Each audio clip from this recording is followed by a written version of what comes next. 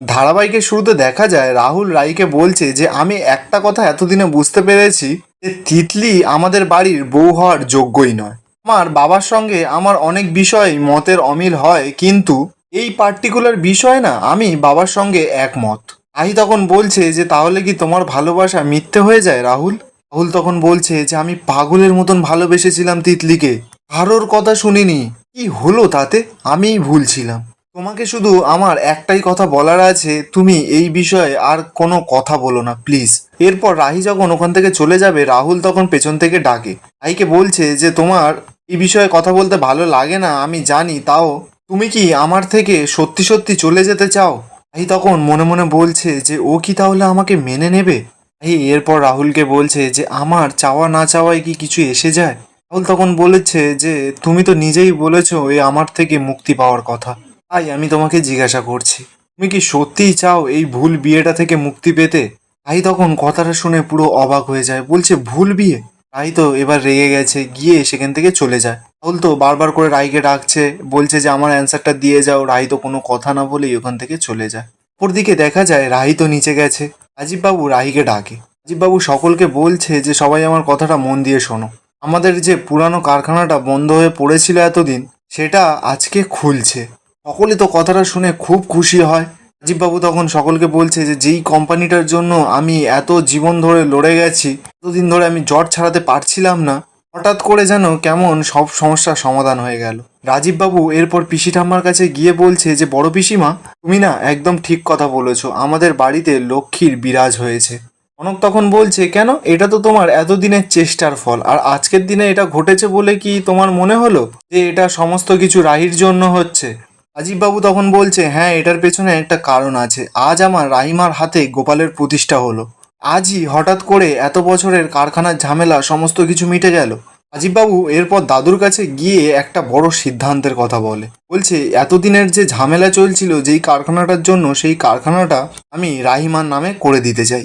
তাই তখন বলে ওঠে না বাবা, আমি এইটা করতে পারবো না। তাই তো কিছুতেই কোম্পানিটা নিজের নামে করতে চাইছে না। রাজীববাবু রাহিকে অনেক বুঝিয়ে বাঝিয়ে রাজি করে। ঠিক তখনই সেখানে রাহুল চলে আসে। রাহুল এসে খবরটা শুনে তো খুব খুশি হয় যে ওদের পুরানো কোম্পানি আবার খুলছে। কনক রাজীববাবুকে বলছে যে এই গোপাল প্রতিষ্ঠার শুধু পেছনে রাহির তো হাত নেই, রাহুলেরও তো হাত আছে, আর দুজনে মিলেই তো গোপালটা প্রতিষ্ঠা করেছে। রাজীববাবু তখন কনককে জানায় যে আমি সবটা জানি, তাই জন্য এই কোম্পানির নমিনি আমি তো রাহুলকেই করেছি। ওপরদিকে দেখা যায় ওপর থেকে তিতলি সমস্ত কিছু দেখছে, বলছে যে সত্যি দিদিভাইয়ের কপালটা বলিহারি, পুরো রানী হয়ে উঠেছে এই বাড়িতে। শুধু আমি যেটা চাই সেটাই হচ্ছে না, কিন্তু যত সময় যাচ্ছে আমার কাজটা তো তত কঠিন হয়ে উঠছে। এদিকে দেখা যায় রাজীববাবুরা কোম্পানি খোলার আনন্দে ঘরে একটা বড় অনুষ্ঠান করে খাওয়া দাওয়া হবে। দাদু ঠিক করে যে পরের দিনে যে অনুষ্ঠানটা হবে সেখানে কোনো মেয়েরা রান্না করবে না, সমস্ত ছেলেরা মিলে রান্না করা হবে। রাহুল তো প্রথমে রাজি হচ্ছিল না, সকলে বোঝাতে রাহুল রাজি হয়। রাহুল কনককে বলছে যে মা, ওই তোমার মাংসের রেসিপিটা তাহলে আমাকে একটু বলে দিও, তাহলে আমি সেই রেসিপি শুনে শুনে করে নেব। কনক তখন রাহুলকে বলছে যে কেন, তোর ওই গুণবতী বউ আছে, ওর থেকে তুই জেনে নে না, ও তো নাকি সমস্ত রান্না সমস্ত কিছু জানে। তাই তখন সরাসরি জানিয়ে দেয় যে ও তো আমার ছোটবেলা থেকে আমার হাতের রান্না খেয়ে বড় হয়নি, তাই ও যেই স্বাদের রান্নাটা ছোটবেলা থেকে খেয়েছে ও সেই স্বাদের রান্নাটাই করতে চাইছে, তাই আপনার থেকে জিজ্ঞাসা করছে। কনক তো আবারও সকলের সামনে রাহিকে অপমান করতে শুরু করে। রাহুল তখনই কনককে গিয়ে আটকায়। কনককে বুঝিয়ে বাজিয়ে রাহুল সাইড করে। অপরদিকে দেখা যায় তিতলি তো ওপরে দাঁড়িয়ে দাঁড়িয়ে খুব রেগে যাচ্ছে, বলছে এদের বাড়িতে সমস্ত লোকেদের খুব ফুর্তি হয়েছে, আমি এইসব একদম সহ্য করতে পারছি না। আমি দাঁড়া, এক্ষুনি গিয়ে দেখাচ্ছি মজা, নিচে গিয়ে সমস্তটা ভেস্তে দেবো আমি। ঠিক তখনই সেখানে মিমু চলে যায়। মিমু গিয়ে তিতলিকে বলছে তিতলি, তুমি নাকি অসুস্থ, তুমি ঘরের বাইরে দাঁড়িয়ে কি করছো? তাও ঘরে গিয়ে টান টান হয়ে শুয়ে পড়ে যাও। তিতলি তখন বলছে যে এই শোনো। মিমু তখন সরাসরি জানিয়ে দেয় যে কোনো সাড়া করবে না, কিন্তু চুপচাপ ঘরে গিয়ে শুয়ে পড়বে, যাও। তিতলি তখনই কথাটা শুনে রেগে মেগে ঘরে চলে যায়। মিমু এরপর মনে মনে বলছে যে সবাই আনন্দ ফুর্তি করছে করুক, আমার এখান থেকে সরলে হবে না। ওই তিতলি যা মেয়ে, ওর দিয়ে কোনো বিশ্বাস নেই আমার। এদিকে রাহি পিসি ঠাম্মির কাছে গিয়ে বলছে পিসি ঠাম্মি, তুমি তো নিরামিষ খাও, তাই কাল আমি তোমার জন্য নিজে রান্না করব, ঠিক আছে? কনক তখন সরাসরি রাহিকে জানায় যে বড় পিসিমা নববর্ষের দিন উপোস থাকে, নির্জলা উপোস। তুমি না জেনে কোনো কথা বলো না, ঠিক আছে? লোক দেখানো ভালো মানুষই সাজার জন্য কোনো নিজে থেকে আগে থেকে উত্থাপন করবে না কিছুর। আমি তখন কনককে বলছে যে ওকে না বলে দিলে তাহলে ও কি করে জানবে এই ঘরের বাড়ির ঘটনা? দিদির খাবার নিয়ে তো আমরা কেউ ভাবিনি, ও তো তাও নিজে থেকে যেচে এসে বলেছে, খাবারের কথা ভেবেছে। ঠাম্মি তখন রাইকে বলছে যে তুমি যে আমাকে নিজে যেচে এসে বলেছো সেটাতেই আমি অনেক খুশি হয়েছি নাথ বউ।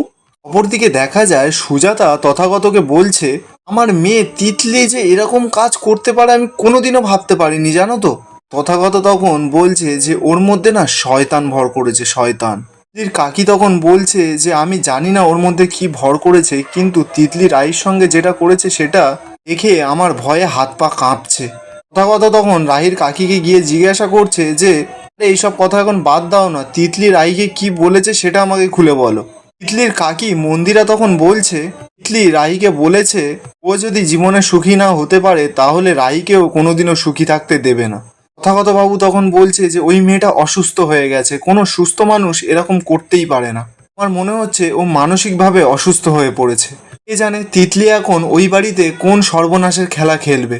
অপরদিকে দেখা যায় তিতলি ঘরের ভেতরে বলছে এই বাড়ি সমস্ত ঘর আমার হওয়ার কথা ছিল, ওই লায়ার রাহুলটার জন্য দিদিভাইয়ের কপালটা পুরো খুলে গেল। যেন গোছানো সমস্ত কিছু যদি হাতের মুঠোয় পায় কেউ কি আর ছাড়ে?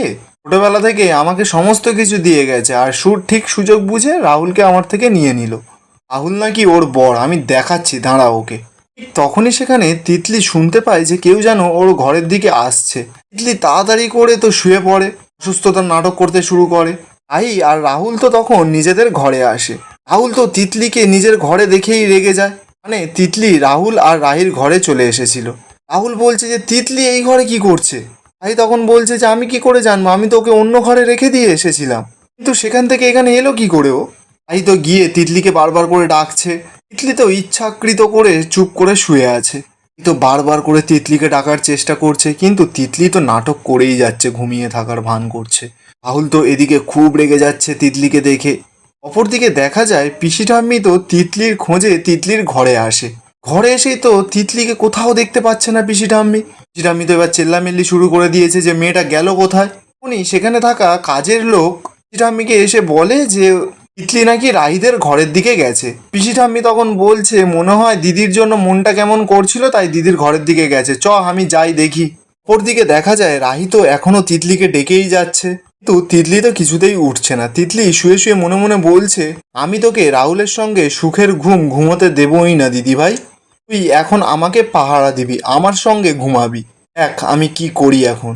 এই তখন গিয়ে রাহুলকে বলছে ও তো উঠছেই না, তুমি বরঞ্চ একটু বাইরে যাও, আমি দেখছি কি করতে পারি। রাহুল তখন রাইকে বলছে বাহ, আমি আমার নিজের রুম থেকে বেরিয়ে যাবো আর অন্য কেউ বাইরের কেউ এসে আমার ঘরে শুয়ে থাকবে? ঠিক তখনই ওই ঘরে পিসি ঠাম্মি চলে আসে। উনি তখন পিসি ঠাম্মিকে বলছে পিসি ঠাম্মি আমি বরঞ্চ ওকে ডেকে দিচ্ছি, ও উঠে গিয়ে গেস্ট রুমে গিয়ে ঘুমা। পিসি ঠাম্মি তখন অনেকে বলছে না না ওকে ডাকিস না, থাক, কেউ ঘুমালে তাকে তুলে দিতে নেই বিছানা থেকে। আমি তখন সকলকে জানায় যে তোমরা সবাই যাও, আমি বরঞ্চ ওর সঙ্গে রাতে ঘুমাচ্ছি। ঠাম্মা তখন রাইকে বলছে যে কি রে বড় লোকের মেয়ে, তোমার কি দামি পালঙ্কে না ঘুমালে ঘুম আসবে না? রাহুল তখন বলছে পিসি ঠাম্মা তুমি এসব কি বলছো? পিসি ঠাম্মা তখন বলছে যে আমার ঘরে গিয়ে দুজনে মিলে ঘুমাবি যা, এই সংক্রান্তির দিন স্বামী স্ত্রীকে আলাদা শুতে নেই। এখানেই আজকের এপিসোডটা শেষ হচ্ছে। তিতলি তো রাইকে ফাঁসাতে গিয়ে নিজেই ফেঁসে গেছে, তাই না বন্ধুরা? আপনাদের সঙ্গে দেখা হবে কালকের এপিসোডে।